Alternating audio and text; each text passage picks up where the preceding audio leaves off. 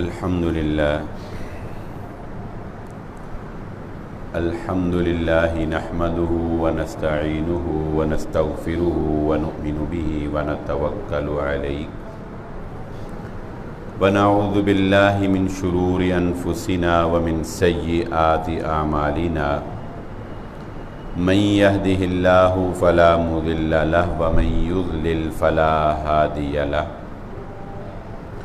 وأشهد أن لا إله إلا الله وحده لا شريك له وأشهد أن محمدًا عبده ورسوله اللهم صل على محمد وعلى آل محمد كما صليت على إبراهيم وعلى آل إبراهيم إنك حميد مجيد اللهم بارك على محمد وعلى آل محمد كما باركت على إبراهيم وعلى آل إبراهيم إنك حميد مجيد رب اشرح لي صدري ويسر لي أمري واحلل عقدة من لساني يفقهوا قولي سبحانك لا علم لنا إلا ما علمتنا إنك أنت العليم الحكيم أما بعد فإن خير الحديث كتاب الله وخير الهدي هدي محمد صلى الله عليه وسلم وشر الأمور محدثاتها وكل محدثة بدعة وكل بدعة ضلالة وكل ضلالة في النار فأعوذ بالله من الشيطان الرجيم بسم الله الرحمن الرحيم قال الله تعالى في القرآن المجيد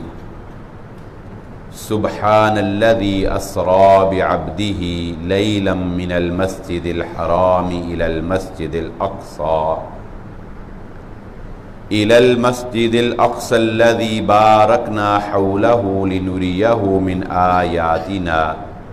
إنه هو السميع البصير۔ قابل صد احترام حاضرین مجلس، محترم مکرم سامعین اکرام، ہر قسم کی تعریفات خالق مالک ارض و سماوات کے لیے اور لاکھوں کروڑوں درود و سلام آپ محمد مصطفیٰ صلی اللہ علیہ وآلہ وسلم کی ذات اقدس پر۔ ہماری آج کی گفتگو واقعہ معراج جو رسول اللہ صلی اللہ علیہ وآلہ وسلم کا ایک معجزہ ہے اور ایک بہت بڑی سعادت ہے، اس حوالے سے ہوگی، جس کا ذکر اللہ رب العزت نے سورہ بنی اسرائیل کے آغاز میں ہی، ابتدائی آیت میں ہی کیا، جو میں نے آپ کے سامنے پڑھی۔ واقعہ معراج رسول اللہ صلی اللہ علیہ وآلہ وسلم کو مدینہ ہجرت کرنے سے کم و بیش 6 ماہ یا 1 سال قبل کے دورانیے میں رسول اللہ صلی اللہ علیہ وآلہ وسلم کو یہ معراج ہوتا ہے۔ اور اس معراج کی وقت کی ایک خاص حکمت جو مفسرین نے بیان کی ہے وہ یہ ہے کہ رسول اللہ صلی اللہ علیہ وآلہ وسلم نے مکہ میں جو اسلامی تعلیمات کا جب آغاز کیا تو ظاہر ہے کہ آپ کو ایک بہت شدید مخالفت کا سامنا ہوا، لیکن یہ ایک انسانی فطرت ہے کہ دشمن یا مخالف کتنا ہی طاقتور کیوں نہ ہو،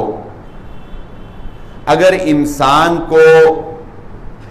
اللہ رب العزت کی ذات کے اوپر یقین کامل ہو، اگر اس کو اللہ کا ساتھ نصیب ہو، تو انسان کے قدم جو ہے وہ ثابت قدمی دکھاتے ہیں۔ اور اس کے ساتھ ساتھ اللہ ہی اپنے بندوں کی معاونت کے لیے، ان کے قلبی سکون کے لیے ان کو دنیا میں بھی معاون عطا کر دیتا ہے، جس سے کہ انسان کا حوصلہ بلند ہوتا ہے۔ کوئی پریشانی ہو، کوئی دکھ ہو تو آپ اپنے دوستوں کو، اقارب کو بتاتے ہیں، شیئر کرتے ہیں، وہ آپ کو آ کر کہتے ہیں ہم تمہارے ساتھ ہیں، فکر نہ کرو، ہم تمہارے، کوئی ضرورت ہو تو ہمیں بتائیں، کوئی کسی قسم کی مالی، اخلاقی، کوئی فزیکلی، کس طرح کی ہم تمہارے ساتھ تعاون کرنے کے لیے تیار ہیں۔ تو اسی طرح رسول اللہ صلی اللہ علیہ وآلہ وسلم کو مکے میں رہتے ہوئے ایک بہت بڑی سپورٹ جو میسر آئی وہ اپنی زوجہ محترمہ حضرت خدیجہ رضی اللہ تعالیٰ عنہ کی تھی۔ حضرت خدیجہ رضی اللہ تعالیٰ عنہ نے مالی طور پر، اخلاقی طور پر تعاون کرتے ہوئے رسول اللہ صلی اللہ علیہ وآلہ وسلم کے ساتھ بھرپور تعاون کیا، اور اس کے بعد جو ایک بہت بڑی ڈھال تھی نبی صلی اللہ علیہ وآلہ وسلم کے لیے، وہ آپ کے چچا حضرت ابو طالب تھے۔ یہ دونوں شخصیات جو ہیں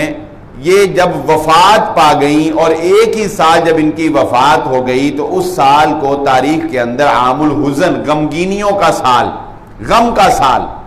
رسول اللہ صلی اللہ علیہ وآلہ وسلم کے لیے قرار دے دیا گیا۔ تو اس حکمت کے تحت اللہ رب العزت نے اپنے نبی محمد رسول اللہ صلی اللہ علیہ وآلہ وسلم کو یہ بتانے کے لیے کہ اگرچہ دنیا کے چند رشتوں کا ساتھ آپ سے ٹوٹ گیا ہے، لیکن نبی صلی اللہ علیہ وآلہ وسلم کے حوصلے بلند کرنے کے لیے اللہ رب العزت نے خود اپنے ساتھ نبی صلی اللہ علیہ وآلہ وسلم کی ملاقات رکھ لی۔ یعنی اس غم کی شدت جو ہے اس کو ختم کرنے کے لیے ایک بہت بڑا حوصلہ افزا اقدام یہ کیا گیا کہ محمد الرسول اللہ صلی اللہ علیہ وآلہ وسلم کو اللہ رب العزت نے اپنے پاس آسمانوں پر سدرۃ المنتہا سے آگے نبی صلی اللہ علیہ وآلہ وسلم سے ملاقات کی، کہ درمیان میں کوئی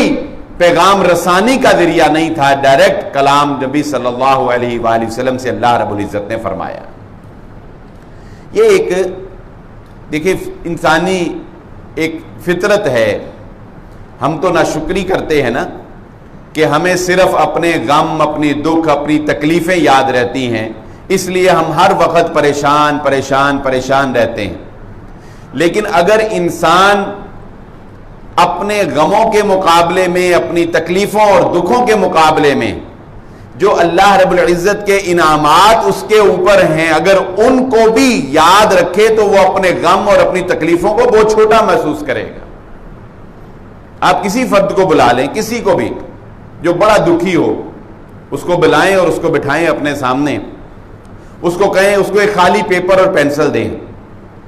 اس کو کہیں بھائی اس کے اوپر نا اپنے غم لکھ، تکلیفیں، دکھ جو تجھے پریشانیاں ہیں۔ کوئی مالی لکھے گا، کوئی اولاد کی لکھے گا، کوئی 5 لکھے گا، کوئی 10 لکھے گا، کوئی 15 لکھ دے گا، جتنی کو اس کو یاد ہوں گی وہ اپنی پریشانیاں لکھ دے گا۔ پھر اس کو ایک اور صفحہ دیں، کاغذ دیں خالی اور پینسل دیں، اور اس کو کہیں کہ اب اس کے اوپر وہ لکھ جو اللہ رب العزت نے تجھ پر نعمتیں کی۔ وہ صفحہ ختم ہو جائے گا، وہ تھک جائے گا، لیکن اللہ کی نعمتیں جو ہے وہ شمار نہیں کر سکے۔ تو انسان اپنے غم، اپنی دکھ، اپنی تکلیفوں کو اس وقت بہت چھوٹا سمجھنے لگ جائے گا جب وہ اللہ رب العزت کے انعامات کو سمجھ جائے گا، جب وہ اللہ رب العزت کے جو احسانات اس کے اوپر ہے اس کو سمجھ جائے۔ تو نبی صلی اللہ علیہ وآلہ وسلم کو جب اللہ رب العزت کے انعامات اور اللہ رب العزت کا یہ آپ صلی اللہ علیہ وسلم کو یہ مقام و مرتبہ دینا، جب نبی صلی اللہ علیہ وآلہ وسلم کو یہ نظر آتا تھا، جب اللہ کے نبی صلی اللہ علیہ وسلم کو وہ فضل جو اللہ نے ان پہ کیا تھا وہ نظر آتا تھا، تو آپ صلی اللہ علیہ وآلہ وسلم کے وہ دکھ، وہ تکلیفیں، وہ پریشانیاں وہ بالکل ایک ذرے کی حیثیت سے اٹھ جایا کرتی۔ بالکل اسی طرح کے نبی صلی اللہ علیہ وآلہ وسلم راتوں کو جب عبادت کرتے تھے، جب آپ بوڑھے ہو گئے تو اس عبادت کی وجہ سے آپ کے قدم مبارک جو ہیں ان کے اندر سوزش ہو جایا کرتی تھی۔ تو حضرت عائشہ صدیقہ رضی اللہ تعالیٰ عنہ کہنے لگی کہ اللہ کے نبی صلی اللہ علیہ وسلم، آپ کو اللہ رب العزت نے تو ما قبل ما بعد سب کچھ بخش دیا، آپ کے لیے یہ عبادت نہ بھی کی جائے اگر، تو آپ تو اللہ رب العزت کے نبی ہیں اور آپ کے لیے تو پکا جو ہے وہ جنت کا مقام و مرتبہ اللہ رب العزت نے مقرر کر دیا، تو پھر اتنی محنت کیوں؟ تو نبی صلی اللہ علیہ وسلم نے فرمایا عائشہ جو اللہ نے مجھے مقام و مرتبہ دیا ہے کیا میں اس پر اللہ کا شکر گزار بندہ نہ بنوں؟ یہ نہیں کہ اللہ نے مجھے اتنی تکلیفیں دی اتنے دکھ دیے، نہیں، اس ساری تکلیفوں ان ساری پریشانیوں ان سارے دکھوں کو بھلا کر کیا کہا جو فضل اس نے مجھ پر کیے ہیں ان کا شکر ادا کرنا بنتا ہے، جو فضل اس نے مجھ پہ کیے ہیں ان کا شکر ادا کرنا بنتا ہے۔ تو ہم لوگ وہ فضل بھول جاتے ہیں جو اللہ نے ہم پہ کیے ہیں، اس فضل کا شکر ادا کرنا تو کجا، ہم ان غموں کو ہی پیش کرتے رہتے ہیں، یہ ہو گیا یہ ہو گیا یہ ہو گیا یہ ہو گیا یہ ہو گیا۔ تو اللہ رب العزت نے ان بہت سی فضیلتوں میں سے یہ فضل بھی محمد رسول اللہ صلی اللہ علیہ وسلم پہ کیا کہ حضرت جبرائیل علیہ السلام کو بھیجا جو آپ کو آپ کا پہلا جو سفر، یہ سفر 2 حصوں میں پایا۔ آپ پہلے بیت اللہ سے مسجد الاقصی گئے، براق نامی سواری کے اوپر رسول اللہ صلی اللہ علیہ وسلم کو سفر کروایا گیا۔ یہ براق بیت اللہ سے آپ کو آپ صلی اللہ علیہ وسلم نے فرمایا جہاں اس کی نگاہ جاتی تھی وہاں اس کا قدم جو ہے وہ پہنچتا تھا، تو بیت اللہ سے بیت المقدس لے جایا گیا اور وہاں پر پھر اللہ رب العزت نے تمام انبیاء اکرام کو اکٹھا کیا، وہاں اللہ رب العزت نے تمام فرشتوں کو جمع کیا اور حضرت جبرائیل علیہ السلام نے نبی صلی اللہ علیہ وآلہ وسلم کے سامنے 2 پیالے جو ہے وہ پیش کیے، ایک میں شراب تھی ایک میں دودھ تھا۔ اللہ کے نبی صلی اللہ علیہ وآلہ وسلم نے دودھ کے پیالے کو جو ہے وہ پسند کیا اور اس کو تناول فرمایا۔ حضرت جبرائیل علیہ السلام نے فرمایا آپ نے بالکل فطرت کا انتخاب کیا ہے، آپ نے فطرت کو پسند کیا ہے کہ اللہ نے بھی اپنے انسانوں کے لیے شراب کو حرام قرار دیا ہے اور دودھ جو ہے وہ اس کو حلال قرار دیا ہے۔ شراب اگر ابھی حرام نہیں ہوئی تھی، بعد میں حرام ہوئی مدینہ میں جا کر۔ تو نبی صلی اللہ علیہ وآلہ وسلم کو پھر حضرت جبرائیل علیہ السلام نے امامت کے لیے آگے کیا کہ آپ امامت کروائیں، جو اس بات کا اظہار تھا کہ کائنات کے اندر تمام انسان تمام فرشتے جتنے بھی ہیں ان سب سے افضل جو ہستی ہے، ان سب کی امام جو ہستی ہے وہ محمد الرسول اللہ صلی اللہ علیہ وسلم۔ یہاں سے پھر مسجد الاقصی سے پھر رسول اللہ صلی اللہ علیہ وآلہ وسلم کو آسمانوں کے اوپر لے جایا گیا، پہلے دوسرے تیسرے ساتویں آسمان کے اوپر۔ یہاں پر ایک خاص واقعہ ہے جو میں اختصار کے ساتھ گوش گزار کرنا چاہوں گا۔ یہ واقعہ آج سے کافی دیر پہلے میں نے ایک جمعہ پڑھایا تھا، شاید آپ کو یاد ہو، کہ جس میں میں نے یہ بتایا تھا کہ تاریخ کے اندر وہ بچے جن کو اللہ رب العزت نے ماں کی گود کے اندر قوت گویائی عطا کی، وہ بچے جن کو اللہ رب العزت نے ماں کی گود میں قوت گویائی عطا کی، اس پہ موضوع میں ہم نے اس واقعے کو بھی ذکر کیا تھا، لیکن اس موضوع کے ساتھ بھی یہ واقعہ بڑی مناسبت رکھتا ہے۔ تو آج میں چاہتا ہوں کہ اس واقعے کو ہم دوبارہ جو ہے وہ تازہ کر لیں۔ یہاں سے جب اللہ کے نبی صلی اللہ علیہ وآلہ وسلم حضرت جبرائیل علیہ السلام کے ساتھ بیت المقدس سے مسجد الاقصی سے جب آسمانوں کی طرف جا رہے ہیں تو اوپر جاتے ہوئے راستے میں ایک فضا ایسی آتی ہے کہ اس فضا میں ہر طرف خوشبو ہی خوشبو پھیلی ہوئی ہے۔ اللہ کے نبی صلی اللہ علیہ وآلہ وسلم حضرت جبرائیل علیہ السلام سے پوچھتے ہیں کہ جبرائیل یہ خوشبو کیسی ہے؟ ہم نے اتنا سفر کیا ہے، وہاں سے ادھر آئے ہیں، کہیں یہ خوشبو نہیں آئی، لیکن یہاں پر یہ خوشبو کیسی؟ تب حضرت جبرائیل علیہ السلام نے اللہ کے نبی صلی اللہ علیہ وآلہ وسلم کو وہ واقعہ سنایا ہے کہ جو ثابت قدمی میں اپنی ایک مثال رکھتا ہے۔ اتنی ثابت قدمی اور اتنی جوان ہمتی جو ہے وہ کم لوگوں کو نصیب ہوتی ہے۔ اللہ کے نبی صلی اللہ علیہ وآلہ وسلم کو یہ واقعہ حضرت جبرائیل علیہ السلام نے سنایا کہ یہ خوشبو اس فضا میں کیوں آ رہی ہے، کہ یہ وہ علاقہ ہے کہ جہاں سے ایک دفعہ حضرت موسیٰ علیہ السلام کی قوم بنی اسرائیل اس کے گرد و نواح میں آباد تھی اور فرعون ان کے اوپر حکومت کرتا تھا، اور فرعون کی وہ ملازمہ ایک باندی ہوا کرتی تھی جو حضرت موسیٰ علیہ السلام پر ایمان لے آئی تھی اور اللہ رب العزت پر ایمان لے آئی تھی۔ پھر ایک دن یہ ہوا کہ فرعون کی بیٹی کے بال بناتے ہوئے اس کے ہاتھ سے کنگھی جو ہے وہ گر گئی، اور جب کنگھی گری تو اس کی زبان سے بے اختیار نکلا بسم اللہ۔ جیسے ہماری زبان سے بھی ماں دادیوں نانیوں کی زبان سے کوئی چیز گرے یا کوئی بچہ گرنے لگے یا کوئی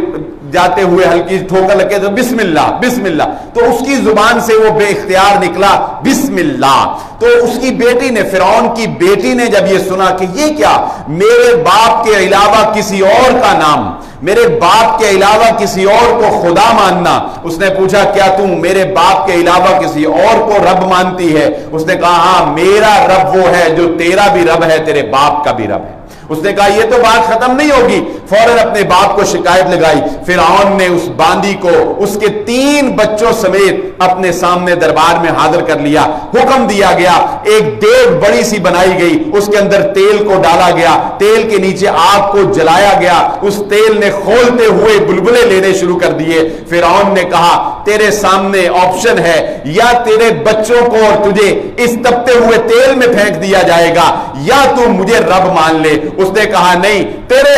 رب ہونے میں میں اب ایمان نہیں لا سکتی، کیونکہ مجھے اس رب العالمین کی معرفت حاصل ہو چکی ہے، مجھے اللہ کی پہچان حاصل ہو چکی ہے، میں اللہ پر ایمان لا چکی ہوں، اب میں کیسے اس کے ساتھ شرک کر لوں، اللہ کے ساتھ تجھے شریک بنا دوں، یہ ممکن نہیں ہے۔ فرعون نے حکم دیا، اس کی آنکھوں کے سامنے، اس کی آنکھوں کے سامنے اس کے ایک بچے کو پکڑ کر اس تپتے ہوئے تیل کے اندر پھینک دیا گیا، اس کی ہڈیاں چمکنے لگ گئیں۔ اس ماں نے کہا فرعون میں نے تیری اتنی خدمت کی ہے،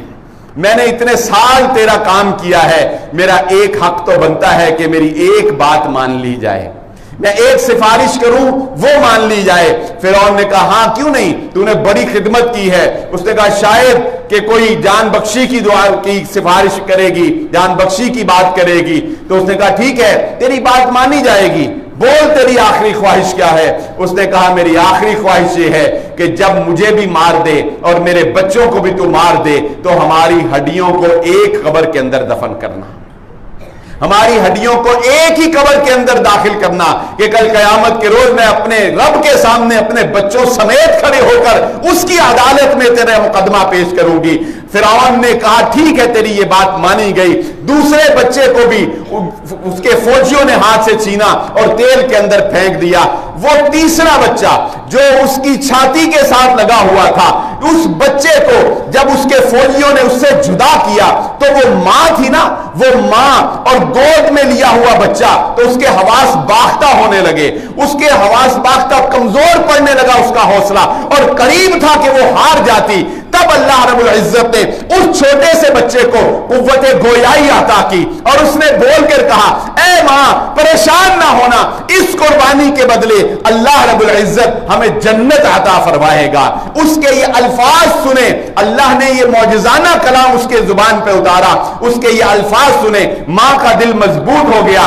لیکن دیکھنے والوں کو پھر بھی رحم نہ آیا، دیکھنے والوں کو پھر بھی ترس نہ آیا، کیونکہ جب دل سخت ہو جاتے ہیں پھر معجزے بھی اثر نہیں کیا کرتے، جب دل سخت ہو جاتے ہیں پھر کلام اثر نہیں کیا کرتے، جب دل سخت ہو جاتے ہیں پھر انسان کے اوپر کوئی چیز اثر نہیں کرتی۔ بچے کو بولتا دیکھ کر بھی دلوں پر اثر نہ ہوا اور وہ نرم نہ ہوئے، اس بچے کو بھی اس تیل کے اندر پھینک دیا گیا اور بالآخر اس ماں کو بھی اس تیل کے اندر پھینک دیا گیا۔ حضرت جبرائیل علیہ السلام نے بتایا اے محمد صلی اللہ علیہ وسلم، یہ پوری فضا جو معطر ہے، یہ پوری فضا میں جو خوشبو پھیلی ہوئی ہے، یہ اس باندی کی قبر سے پھیلنے والی خوشبو ہے جس سے فضا بھی معطر ہو گئی۔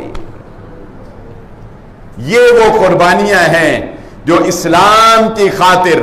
دین کی خاطر، رب العالمین کی توحید کی خاطر، وحدانیت کی خاطر، شرک سے بچنے کے لیے، شرک کو پس پشت پھینکتے ہوئے، شرک کا قلع کما کرتے ہوئے لوگوں نے تاریخ کے اندر قربانیاں دی ہیں۔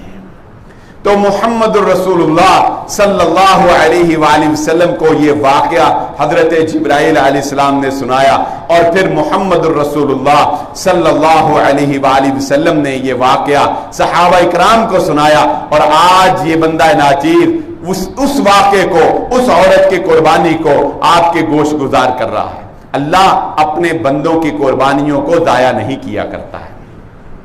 اللہ کے نبی صلی اللہ علیہ وآلہ وسلم کو رفعت عطا کی گئی، معراج ہوا، پہلے آسمان پر نبی سے ملاقات، دوسرے پر نبی سے ملاقات، تیسرے پر نبی سے ملاقات، حتیٰ کہ 7 آسمانوں پر انبیاء اکرام سے ملاقات ہوئی، ان سے گفتگو ہوئی، ان سے نصیحت کی باتیں ہوئی، اور پھر بالآخر رب العالمین سے ملاقات ہوئی۔ سدرۃ المنتہا ایک درخت بیری نما درخت تھا جس کو نبی صلی اللہ علیہ وآلہ وسلم کی آمد پر اللہ رب العزت نے خوب سجایا تھا، اللہ رب العزت نے اس کو خوب سجایا تھا۔ پھر ایک مقام وہ بھی آیا، حضرت جبرائیل علیہ السلام نے کہا محمد صلی اللہ علیہ وسلم یہاں سے آگے مجھے جانے کی اجازت نہیں ہے، یہاں سے آگے اب آپ اکیلے جائیں گے۔ پھر وہاں سے آگے محمد رسول اللہ صلی اللہ علیہ وسلم اکیلے گئے، اور پھر اللہ رب العزت نے اپنے حبیب محمد صلی اللہ علیہ وآلہ وسلم سے براہ راست کلام کیا۔ یہ اگرچہ ایک اختلافی مسئلہ ہے کہ اللہ رب العزت کو نبی صلی اللہ علیہ وسلم نے دیکھا یا نہیں دیکھا، اس میں صحابہ میں بھی اختلاف تھا، بعض قائل تھے دیکھنے کے، بعض قائل تھے نہ دیکھنے کے۔ ہمارا موقف اس بارے میں یہی ہے کہ محمد الرسول اللہ صلی اللہ علیہ وآلہ وسلم نے اللہ رب العزت کو دیکھا نہیں تھا، کیونکہ یہ دنیا کی آنکھ اللہ رب العزت کا دیدار نہیں کر سکتی، لا تدرک الابصار، لیکن انشاءاللہ بروز قیامت اللہ رب العزت کا ہم سب دیدار کریں گے۔ اللہ رب العزت ہم سب کو اپنے دیدار سے بہرہ مند فرما دے۔ اور یہ دیدار الہی جانتے ہیں کیا چیز ہے؟ یہ دیدار الہی وہ نعمت ہے، رب کا دیدار وہ نعمت ہے جو دنیا نہیں جنت کی بھی ساری نعمتوں کو پیچھے چھوڑ دیں گی۔ جنت کی ساری نعمتیں کمزور پڑ جائیں گی، جنت کی ساری نعمتیں، کتنی نعمتیں ہم سوچتے ہیں جنت میں آرام ہوگا، سکون ہوگا، نہریں ہوگی، حوریں ہوگی، کیا کچھ نہیں ہوگا، جو خواہش ہوگی وہ ہوگا، اس سے بڑھ کر اور کیا ہو سکتا ہے؟ جو تم دل میں خواہش کرو گے وہ ہوگا۔ مگر لمبی حدیث ہے، اس کا آخری ٹکڑا سنا دیتا ہوں کہ محمد الرسول اللہ صلی اللہ علیہ وآلہ وسلم نے فرمایا تھا جب جنتی جنت میں چلے جائیں گے، جہنمی جہنم میں فیصلے ہو جائیں گے، اللہ رب العزت جنتی سے پوچھیں گے اے میرے بندو جو میں نے تمہاری مہمان نوازی کی ہے کوئی کمی تو نہیں رہ گئی؟ میزبان پوچھتے ہیں نا، میزبان آپ نے دیکھا ہوگا اکثر ولیمے پہ دولہے بیچارے کی تو وہ کھانا نہیں کھاتا، اس کی ڈیوٹی یہی ہوتی تو انہیں مہمانوں کو پوچھنا ہے۔ میزبان سارے وہ خود تو نہیں کھا رہے ہوتے تو پوچھ رہے ہاں بھی کوئی چیز کی ضرورت، ہاں بھی کوئی کمی تو نہیں رہ گئی، کھانا ٹھیک تھا، سرونگ ٹھیک تھی، سب کچھ ٹھیک تھا۔ اچھا تو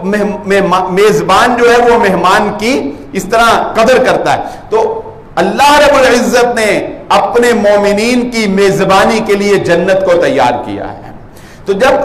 میزبانی ہو رہی ہوگی اس رب العالمین کی جانب سے تو پھر اللہ رب العزت تمام جنتیوں کو مخاطب کر کے پوچھے گا اے میرے بندو میں نے جو تمہاری مہمان نوازی کی ہے، میں تمہارا میزبان ہوں، اس میں کوئی کمی تو نہیں رہ گئی؟ اس میں کوئی کمی تو نہیں رہ گئی؟ تو بندے کیا کہیں گے؟ بندے کہیں گے یا اللہ ہم نے کیا ہی کیا تھا، جو تو نے دیا وہ تو بہت زیادہ ہے۔ ہم نے کیا کیا تیرے لیے؟ ہم نے تو کچھ نہیں کیا لیکن تو نے بہت عطا کیا۔ تب اللہ رب العزت فرمائے گا کہ اے میرے بندو نہیں، ابھی میری ایک نعمت جو ہے وہ تمہارے لیے باقی ہے، ابھی میری نعمتیں مکمل نہیں ہوئی، یہ جنت میری نعمتوں کا اتمام نہیں ہے، ابھی میری نعمتیں باقی ہیں۔ تب جنتیوں کو بتایا جائے گا کہ کون سی وہ نعمت ہے جو جنت میں بھی چلے جانے کے بعد سب سے بڑی نعمت ہوگی۔ تب رسول اللہ صلی اللہ علیہ وسلم نے فرمایا کہ اللہ رب العزت پردہ ہٹا دیں گے اور جنتیوں کو اللہ کا دیدار نصیب ہوگا، اور اللہ فرمائیں گے اے میرے بندو راضی ہو جاؤ، خوش ہو جاؤ، تمہارا رب تم سے ہمیشہ ہمیشہ کے لیے راضی ہو گیا، آج کے بعد کبھی ناراض نہیں ہوگا۔ یہ وہ سعادت ہے جو اللہ رب العزت نے دنیا میں صحابہ اکرام کو عطا کی ہے، جو اللہ آخر میں عطا کرے۔ تو محمد الرسول اللہ صلی اللہ علیہ وآلہ وسلم کی اللہ رب العزت سے ملاقات ہوئی، اللہ رب العزت نے 50 نمازوں کا تحفہ اپنے حبیب محمد الرسول اللہ صلی اللہ علیہ وآلہ وسلم کو نوازا۔ واپس آئے، حضرت موسیٰ علیہ السلام نے کہا محمد صلی اللہ علیہ وسلم آپ کی امت یہ نہیں پڑھے گی، یہ نہیں پڑے گی، واپس جائیں کم کروائیں۔ واپس گئے، کم کروائیں اور کم کروائیں اور کم کروائیں، بالآخر کم کرواتے کرواتے 5 رہ گئیں، 5 رہ گئیں۔ 5 پر بھی آ کر حضرت موسیٰ علیہ السلام نے کیا کہا؟ وہی کہا جو آج ہم کر رہے ہیں، وہی کہا جو فجر میں آپ کو نظر آتا ہے، وہی کہا جو عشاء میں آپ کو نظر آتا ہے، وہی کہا جو ابھی کچھ دیر بعد عصر میں آپ کو نظر آئے گا۔ کیا کہا؟ حضرت موسیٰ علیہ السلام نے کہا اے محمد صلی اللہ علیہ وسلم اور کم کروا لیں، آپ کی امت یہ بھی نہیں پڑھے گی، یہ 5 نمازیں بھی آپ کی امت نہیں پڑھے گی۔ وہ نماز جس کو میرے نبی محمد رسول اللہ صلی اللہ علیہ وآلہ وسلم نے آنکھوں کی ٹھنڈک قرار دیا، وہ نماز جو معراج پر میرے نبی صلی اللہ علیہ وسلم کو اللہ کی جانب سے تحفہ ملا، وہ نماز، لیکن محمد الرسول اللہ صلی اللہ علیہ وسلم نے فرمایا نہیں، اب واپس جاتے ہوئے شرم آتی ہے۔ اللہ نے کہا محمد تیری امت 5 پڑھے گی، ہم ثواب 50 کا عطا فرمائیں گے،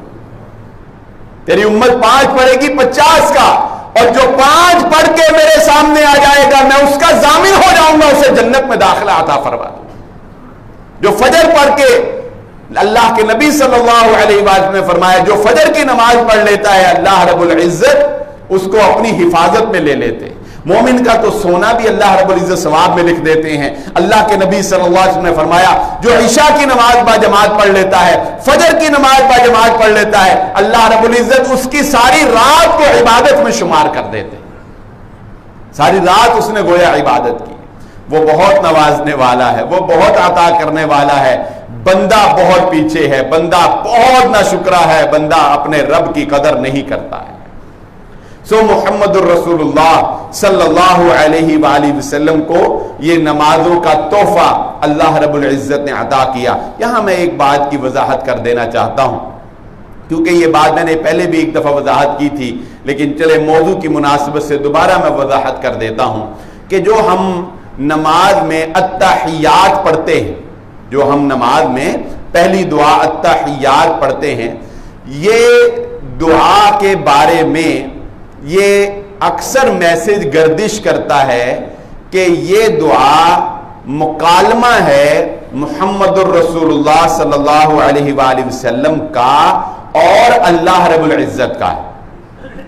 یہ مکالمہ ہے، وہ پوری ایک ترتیب سے اس کو بناتے ہیں کہ نبی صلی اللہ علیہ وسلم نے یہ کہا، پھر اللہ رب العزت نے اس کے جواب میں یہ کہا، پھر نبی صلی اللہ علیہ وسلم نے یہ کہا، اور پھر فرشتے بھی ساتھ جو ہے وہ شامل ہو گئے۔ وہ پورا ایک ترتیب کے ساتھ جو ہے وہ بنا کر ایک میسج جو ہے وہ بھیجتے ہیں، اور آخر میں مختلف حدیث کی کتابوں کا حوالہ جو ہے وہ لکھا جاتا ہے۔ عام طور پہ مشکات کا حوالہ جو ہے وہ لکھا گیا، میں نے دیکھا میسیجز میں۔ تو یہ بات ذہن نشین رکھ لیں، التحیات کے بارے میں ایسی کوئی بھی روایت کسی بھی ذخیرہ احادیث کی کتب میں موجود نہیں ہے۔ یہ دعا محمد الرسول اللہ صلی اللہ علیہ وآلہ وسلم نے صحابہ اکرام کو سکھائی۔ یہ دعا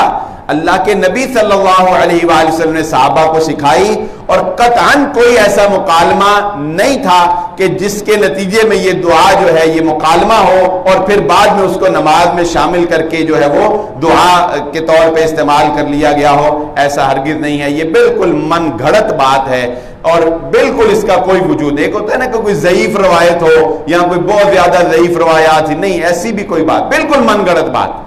بنانے والوں نے بس قصہ گوئی اور ذرا بات میں جان ڈالنے کے لیے، وہ کافی بڑے ملتے جلتے ہیں تو وہ ایسی من گھڑی ہے کہ وہ میں نے دیکھا کہ الحمدللہ ہم اہل حدیث اس بارے میں یہ اللہ کا شکر ادا کرنا چاہیے ہمیں کہ اللہ رب العزت نے مسلک اہل حدیث کو یہ فکر عطا کی ہے کہ ہم حدیث کے بارے میں یہ جانتے ہیں اور کوشش کرتے ہیں کہ یہ حدیث صحیح ہو تو ہم اس کو نقل کریں، بیان کریں، ضعیف یا موضوع حدیث کے اوپر ہمارا اعتقاد نہیں ہے۔ لیکن اس کے باوجود ہم دیکھتے ہیں کہ لوگ کوتاہی کرتے ہیں، اور ایسی روایات جو بظاہر دیکھنے میں بالکل ٹھیک معلوم ہو رہی ہوتی ہیں، ہم ان کو بھی جو ہے وہ آگے شیئر کرنا شروع کر دیتے ہیں۔ اس لیے اس بات کی اصلاح کر لے، کوئی شیئر کرے آپ کو تو اس کو بتا دیں کہ بھائی یہ بالکل من گھڑت ہے، بلکہ اس سے ہی پوچھ لیں کہ تو نے کہاں سے پڑھی ہے، بھائی ہمیں بھی بتا دیں، کوئی اس کا حوالہ ہمیں بھی دیکھ، ہمیں بھی ہمارے بھی علم میں اضافہ ہو۔ تو بات لے کر آگے چلتے ہیں۔ محمد الرسول اللہ صلی اللہ علیہ وآلہ وسلم اس ملاقات کے بعد ایک رات کے اندر، سبحان الذی اسری بعبدہ، پاک ہے وہ ذات جو لے گئی اپنے بندے کو لیلم، ایک رات میں، من المسجد الحرام الى المسجد الاقصی، مسجد الحرام سے مسجد الاقصی، ایک رات کے اندر اللہ رب العزت نے اپنے نبی محمد رسول اللہ صلی اللہ علیہ وآلہ وسلم کو یہ پوری سیر جو آسمانوں کی تھی یہ اللہ کے نبی صلی اللہ علیہ وآلہ وسلم کو ایک رات میں کروائی. ویسے نبی صلی اللہ علیہ وآلہ وسلم نے یہ واصلہ بھی بعض روایات میں بیان کیا ہے کہ اللہ کے نبی صلی اللہ علیہ وسلم نے فرمایا ایک آسمان سے دوسرے آسمان کے درمیان کا فاصلہ 500 سال کی مسافت کا ہے. 500 سال کی مسافت کا ہے. اور اس وقت تو ہم یہ جانتے ہیں, چلیں اب ہم پرانی باتیں کیا کرنی, اس وقت تو آپ یہ جانتے ہیں نا کہ نوری سال کیا ہے. وہ میرا خیال ہے 1,86,000 فی کلومیٹر یا پتہ نہیں سیکنڈ کے حساب سے روشنی کی جو سپیڈ ہے 1,86,000 کلومیٹر فی سیکنڈ ہے میرا خیال. اور اتنی سپیڈ سے روشنی جو ہے وہ چلتی ہے اور وہ چلتی رہے تو ایک سال یعنی نوری سال, ایک سال وہ روشنی چلتی رہے تو اسے کہا جاتا ہے یہ ایک نوری سال ہوا, یہ ایک نوری سال. تو اس وقت سائنس کہتی ہے کہ کائنات کے اندر کئی ایسے ستارے موجود ہیں جن کی روشنی وہاں سے چل رہی ہے, ابھی تک وہ زمین پر نہیں پہنچی. سورج کی روشنی چاند کی سے ٹکرا کر یا جو بھی دیگر سیارے جن کی روشنی پہنچتی ہے یا جو ہمیں چمکتے ہوئے نظر آتے ہیں, کئی سیارے ایسے ہیں کہ روشنی کتنی سپیڈ سے چل رہی ہے لیکن ان کی روشنی ابھی تک جو ہے وہ زمین پر نہیں پہنچی. اتنی بڑی کائنات, اتنی بڑی کائنات, لیکن رب العالمین کے لیے رات کے چند لمحے, چند گھڑیاں, وہ کیسے ہوا, وہ رات رک گئی یا کیا ہوا, یہ وہ باتیں ہیں جو ہماری عقل سے بالاتر ہیں, جو ہم سمجھ نہیں سکتے. لیکن ہم نے صرف اتنا کہنا ہے سمعنا و اطعنا, ہم نے وہ کہنا ہے جو حضرت ابو بکر صدیق رضی اللہ تعالیٰ عنہ نے کہا تھا. یہ بڑی مشکل کی بات ہے. آج کل یہ الحاد جو پروان چل رہا ہے نا, ملحد لوگ, بے دین لوگ جو دین اسلام کے اوپر مختلف طرح کے سوالات اٹھا رہے ہیں اور اعتراضات بنانے کی کوشش کرتے ہیں, ناکام کوشش, ان کے لیے بھی یہ فارمولہ ذہن نشین رکھ لیجئے.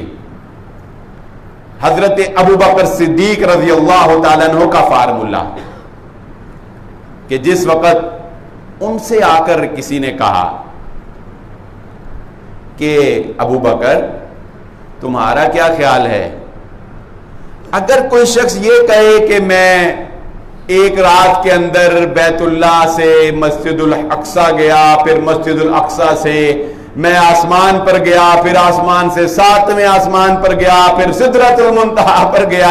تمہارا کیا خیال ہے؟ کہا ممکن نہیں ہے. واقعی کہا ممکن نہیں ہے. تو پھر اس نے کہا, اس نے پھنسانے کی کوشش کی نا ابو جہل نے, تو پھر اس نے کہا اچھا تم کہتے ہو ممکن نہیں, تو پھر یہ ساری باتیں کوئی اور نہیں کہہ رہا, تمہارے دوست محمد رسول اللہ صلی اللہ علیہ وسلم فرما رہے. کہا اگر وہ کہہ رہے ہیں ابو بکر تصدیق کرتا ہے, سچ ہی کہہ رہے ہیں. کہا انہوں نے کہا ہے, کسی اور کی بات ہوتی تو میں کہتا کہ نہیں ممکن لگتا, اگر انہوں نے کہا ہے, اگر میرے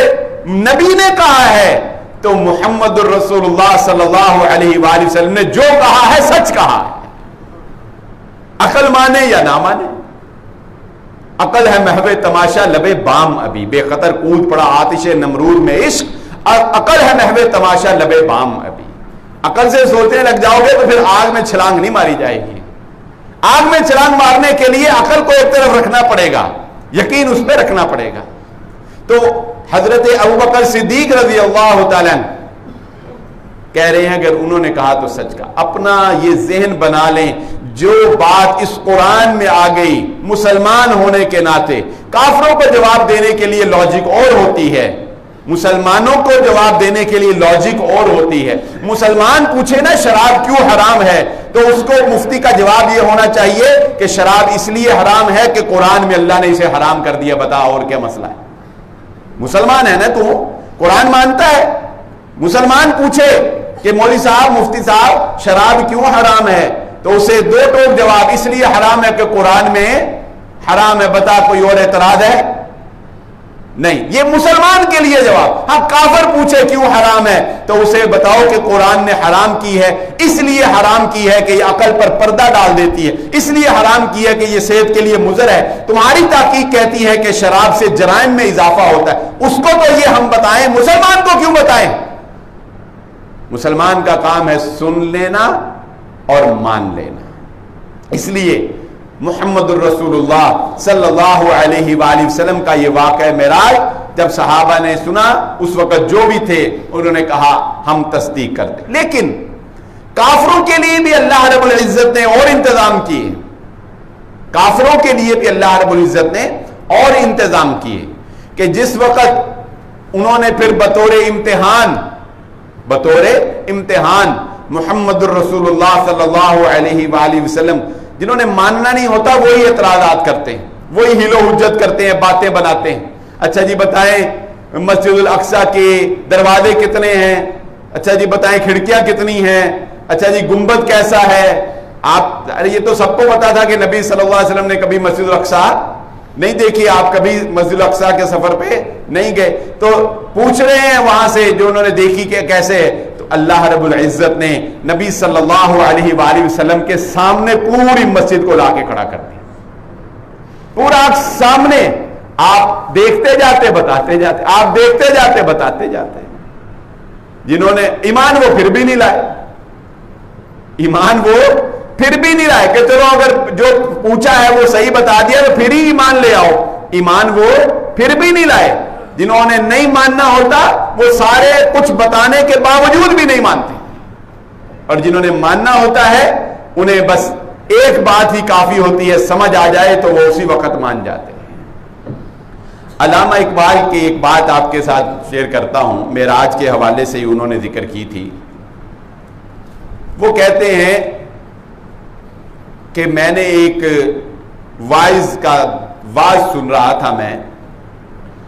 تو کہتے ہیں کہ واعظ سنتے ہوئے وہ واعظ کہنے لگا، مقرر معراج کا واقعہ بیان کر رہا تھا، وہ کہنے لگا کہ اللہ نے اپنے حبیب محمد الرسول اللہ صلی اللہ علیہ وآلہ وسلم کو اپنے پاس بلایا، اتنا رفعتوں پر بلندیوں پر بلایا، اور محمد الرسول اللہ صلی اللہ علیہ وسلم سے ملاقات کی تو اس نے کہا کہ اگر میں جاتا تو میں اللہ سے مطالبہ کرتا کہ یا اللہ مجھے وہیں پہ رکھ لے، مجھے واپس ہی نہ بھیج۔ بات اس نے صحیح کی یا غلط کی؟ اقبال کہتا ہے کہ مجھے اس کی اس بات سے ایک نبی کی فکر میں اور ایک عام آدمی کی فکر میں ایک فرق سمجھ آیا۔